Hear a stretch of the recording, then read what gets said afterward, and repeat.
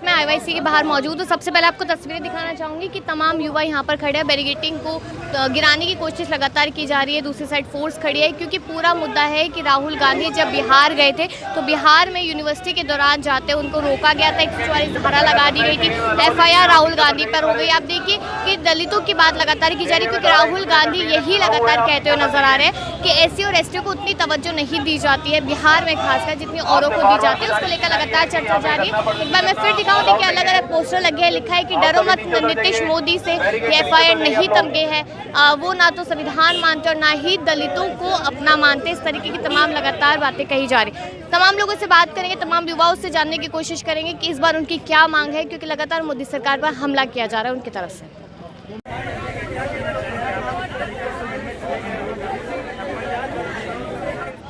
Barricading इस वक्त हट चुकी है, तो अंदर जाके लोगों से बातचीत करते हैं कि क्या मांग है इस बार उनकी, क्योंकि राहुल गांधी के साथ जिस तरीके से बिहार में किया गया उसके बाद देश के तमाम युवा जो है वो काफ़ी ज़्यादा नाराज़गी दिखाते हुए नजर आ रहे हैं। अरबाज खान। तो अरबाज जी, हम देख रहे हैं कि लगातार यूथ कांग्रेस प्रदर्शन पे प्रदर्शन करता है, अपनी मांगे रखते हैं। इस बार क्या मांग लेकर आया? इस बार जो 20 लोगों पे FIR हुई है, वो FIR किस बिहार पे की गई है, नरेंद्र मोदी और नीतीश कुमार की सरकार से हमारी युवा कांग्रेस जवाब चाहती है। 144 धारा लागू थी। आप ये बताइए, 144 धारा सिर्फ दलितों के मन की बात जानने के लिए, छात्रों के मन की बात जानने के लिए लागू है।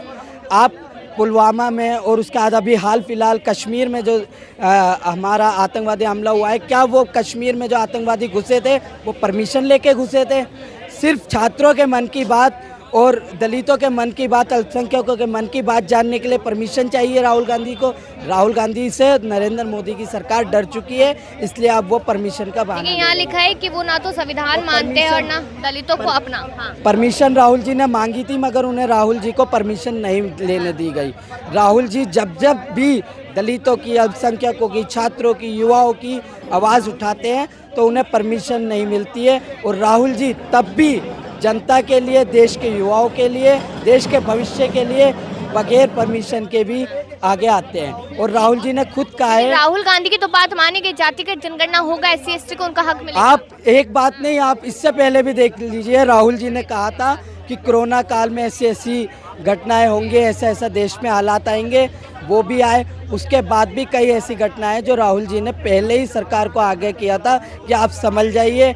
ऐसे ही अब दलितों के साथ, युवाओं के साथ जो हो रहा है, राहुल जी आगाह कर रहे हैं कि आने वाला समय हम लोगों के लिए नरेंद्र मोदी सरकार। बिहार चुनाव है, इसलिए नजर बनी हुई है कांग्रेस के दलितों पे। आप ये देखिए ना, बिहार चुनाव है, इन्हें सिर्फ राहुल गांधी बिहार में नजर आ रहे हैं, मगर जो आदमी अपना सऊदी का दुबई का जो भी था दौरा छोड़कर आए थे, उन्हें कहाँ जाना चाहिए था? उन्हें जम्मू कश्मीर जाना चाहिए था, मगर वो चुनावी क्षेत्र बिहार में होकर आए। तो चुनावी राजनीति कौन करता है या मीडिया भलीभांति जानती है। लेकिन शहादतों को सलाम दिया जा रहा है भाजपा की तरफ से। ऑपरेशन सिंदूर हुआ, अभी भी लगातार चर्चा जारी है। ऑपरेशन सिंदूर का आप पोस्टर उठा के देख लीजिए, कैसा ये सेना के साथ भी शर्मनाक है कि सेना के साथ ये सरकार कैसा खिलवाड़ कर रही है। आप उनके पोस्टर उठा के देखिए, पोस्टर में आपको नरेंद्र मोदी जी हंसते हुए, दांत खिलखिलाते हुए नजर आएंगे, मगर उसमें सेना का एक आदमी। तो आप लोगों की मांग क्या है? हमारी ये मांग है कि राहुल जी अगर दलितों की, युवाओं की, अल्पसंख्यकों की, देश की जनता की आवाज़ उठाते हैं तो ऐसी आवाज़ उठाने के लिए उन्हें तंग ना किया जाए, क्योंकि इस वक्त विपक्ष के जो नेता हैं हमारे लोकसभा के, राहुल जी अकेले हैं जो सरकार से ज़्यादा युवाओं की, दलितों की और तमाम देशवासियों की आवाज़ को बुलंद कर रहे हैं। मेरा नाम भरत है। भरत जी, कैसे देख रहे इस पूरे मुद्दे को? आप लोगों ने यहाँ प्रदर्शन किया, प्रदर्शन पुलिस ने फिर से रोक लिया। हर बार आप लोग प्रदर्शन करते हैं, रोक लिया जाता है। देखिए, जब कोई भी, मैं बोलता हुआ आ रहा हूँ, जब भी कोई सत्य की बात बोलती जाती है, जो एक्चुअल होता है, तो उसे हमेशा रोका जाता है एक सत्ता पक्ष के द्वारा, चाहे वो कोई भी हो। तो यही यहाँ पे फैक्ट हुआ। हमने अपनी बात रखने के लिए जा रहे, किसी को दुख है, पीड़ा है, उसको हम देखने जा रहे हैं, आप हम उसको रोक रहे हो। क्यों रोक रहे हो? क्या मुझे एक इंसान से मिलने का वो भी नहीं है कि मैं उससे मिल नहीं सकता? मैं मिल सकता हूँ ना। मैं क्या वहाँ पे कोई क्राइम करने जा रहा हूँ? हम लोग क्या क्राइम करने जा रहे हैं? क्या हम दंगा करने जा रहे हैं? नहीं, हम एक मानवता होने के नाते जिसको पीड़ा है उसके दर्द को समझने जा रहे हैं, तो उसको तो नहीं रोकना चाहिए।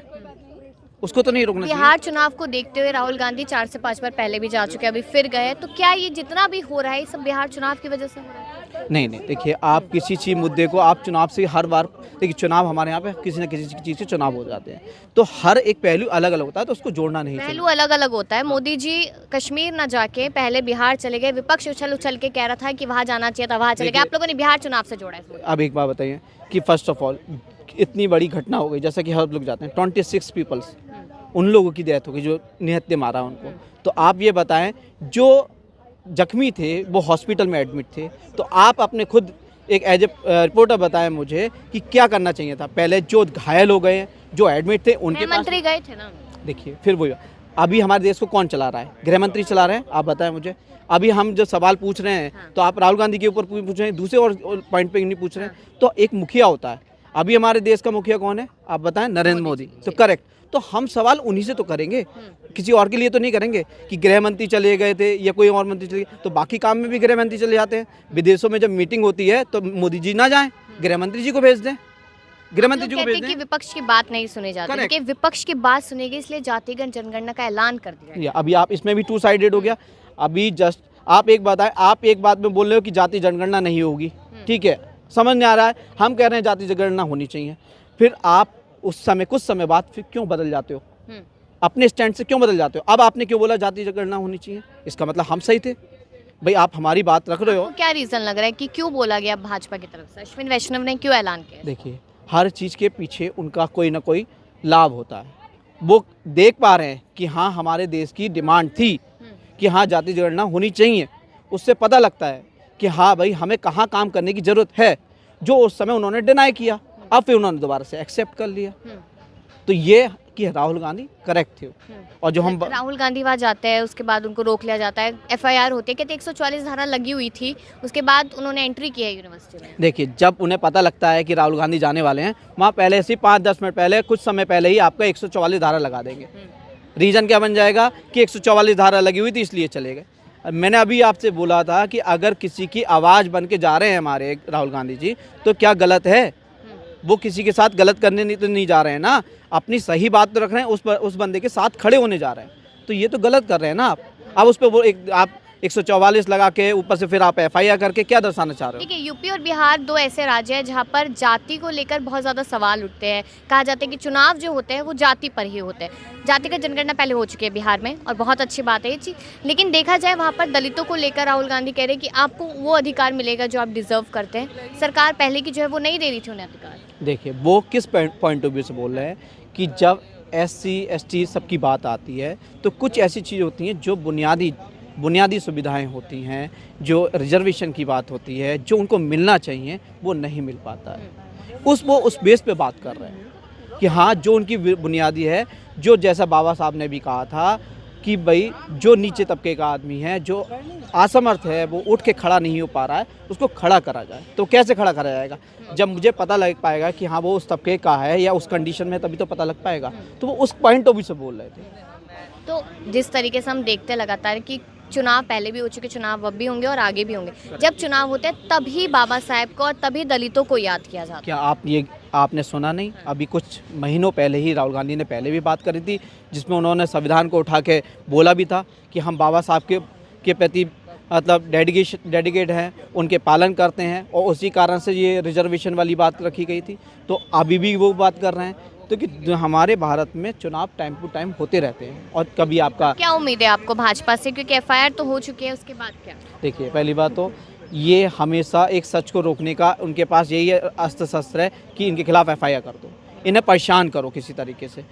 कभी भी सत्य व्यक्ति जो सत्य की बात करेगा वो पीछे नहीं हटेगा, चाहे वो कितने भी सोर्स लगा लें, कितनी भी FIR दर्ज कर लो। कानून तो है ना, FIR उन्होंने दर्ज करी है तो उसके लिए कोर्ट भी बना हुआ है, वो तोलेगा कि क्या सच है क्या गलत है, तो वो दूध का दूध पानी का पानी हो जाएगा। चलिए बहुत बहुत शुक्रिया। Thank you so much.